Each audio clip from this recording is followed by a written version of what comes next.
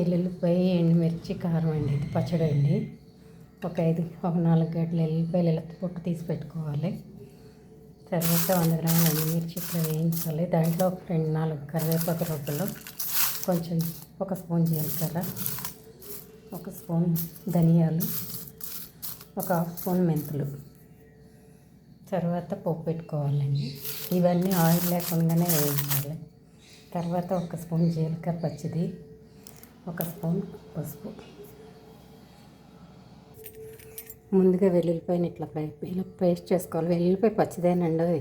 మళ్ళీ ఎండుమిరపకాయలు ఇలా గలగలలాడేలాగా వేయించుకోవాలి. అప్పుడే దీని రుచి.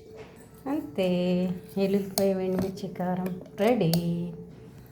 దీన్ని చిన్న పిల్లల నుంచి పెద్దోళ్ళ వరకు అందరూ తినొచ్చు. ఈ క్లైమేట్ మారే సీజన్ మారే టైంలో తింటే దగ్గులు జలుబులు అట్లాంటివి ఏమి ఉండవు. పిల్లలకి ఏంటి పెద్దవాళ్ళకి ఏంటి ఎవరికైనా సరే.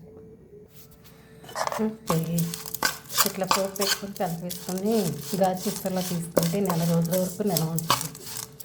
వేడివేడి అన్నంలో తింటే అంత బాగుంటుంది.